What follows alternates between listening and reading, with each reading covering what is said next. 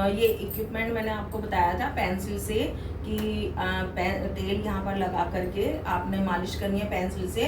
But इस ऐसा instrument आता है तो उसमें इस तरीके से आप कर सकते हैं, इस तरीके से आप कर सकते हैं। जब ये हाथ थकने लगे, क्योंकि मेरा फ्रोजन शोल्डर है, थकने लग जाता है, तो मैं इसको पकड़ के इस वाले हाथ को यूज करने लगती हूँ।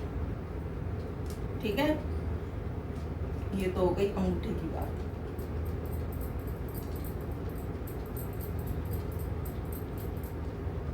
एक एक मिनट आप इसको कर सकते हैं।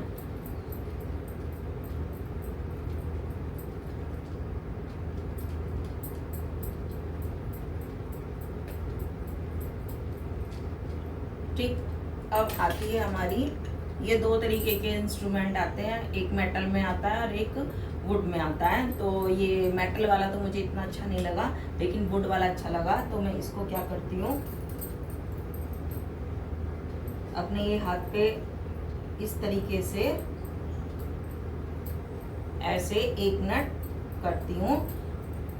और ये भी नहीं, आराम आराम से नहीं करना, दर्द होना चाहिए, पर बहुत ज़्यादा भी नहीं होना चाहिए कि नील पड़ जाए। इस तरह से करती हूँ, इस तरीके से करती हूँ, इस तरीके से। ये वाला पूरा पोर्शन, ये वाला पूरा पोर्शन, ये वाला पूरा पोर्शन और ये वाला पूरा पोर्शन। फिर ये जो उंगलियों के बीच की ये जो हड्डियां हैं, इसके बीच में, इसके बीच में और इसके बीच में मैं इस तरीके से करती हूँ, ऐसे। ये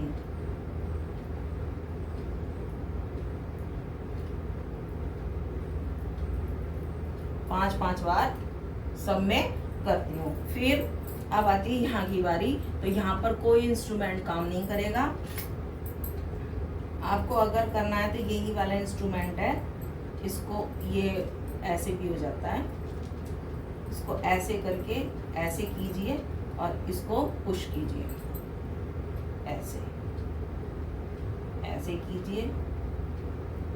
बहुत आराम से होगा ये, क्योंकि देखिए ये इस तरीके से हिलते हैं। ठीक है, तो इस तरीके से ऐसे रख के ये वाला साइड ऊपर रखना है और ये प्लेन वाला नीचे रखना है, क्योंकि इसमें एक्यूप्रेशर तभी हो पाएगा कि हम ऐसे करेंगे। तो ये मैं ज़रूर करती हूँ। और ये मैं अभी नहीं किया है, मैंने अभी ये 2-3 दिन से ही शुरू किया है। और मैं हर संभव प्रयास कर रही हूँ कि मेरा ये जो भी है टीयर हुआ है या जो फ्रोजन शोल्डर है जो भी है वो सही हो जाए, क्योंकि मेरा 22,000 का इंजेक्शन इस कंधे में लग चुका है। उसके बावजूद मुझे कोई फर्क नहीं लगा है। तो अब मैं आ गई हूँ एक्सरसाइज के उस पर। मैं फिजियोथेरेपी के लिए जाती हूँ। तो फिजियोथेरेपी में वो इलेक्ट्रिक शॉक देते हैं, तो मुझे उससे कोई फ़ायदा नहीं लगा। तो अब मैं जो फिजियोथेरेपी में मेरे को जो भी एक्सरसाइजेज वो बताते हैं मैं वही एक्सरसाइजेज करती हूँ, लेकिन अब मैं इलेक्ट्रिक शॉक वगैरह नहीं लेती। जो फिजियोथेरेपी में मेरे को बताते हैं वो करती हूँ। और सूक्ष्म व्यायाम मैं जरूर करती रहती हूँ, क्योंकि के सूक्ष्म व्यायाम के लिए हमें किसी पर्टिकुलर जगह बैठने की ज़रूरत नहीं होती। हम खाते पीते उठते बैठते कर सकते हैं, चलते फिरते कर सकते हैं। मैं कल को आपके लिए स्माइली भी लेकर के आऊँगी। तो अगर जो स्माइली नहीं मिलती है कई जगह, तो ऐसे करते रहिए आप।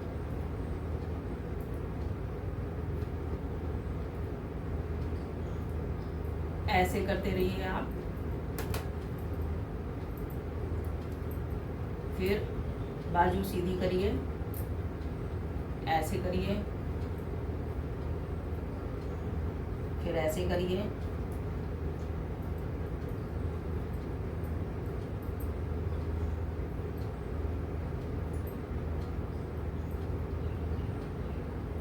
ठीक, फिर आप बैठे बैठे, अब हमारा ये हाथ सही है तो हम ये कर सकते हैं, लेकिन ये वाला हाथ सही नहीं है तो हम नहीं कर सकते। तो हमें जितनी ऊंचा हमारा ये जा सकता है तो आप उतना ऊंचा करिए इसको।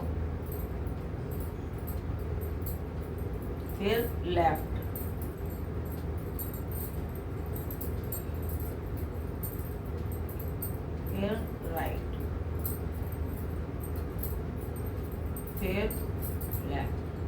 जिसका थक गया है, जैसा मेरा बिल्कुल थक गया, मैं एक्स्ट्रा 1 या 2 कर लूँगी और इसको रख दूँगी।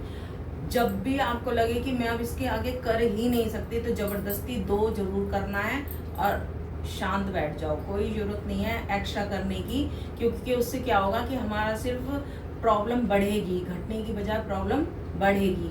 तो अभी हमने सिर्फ इतना ही करना है और हमने आगे कुछ भी नहीं करना है।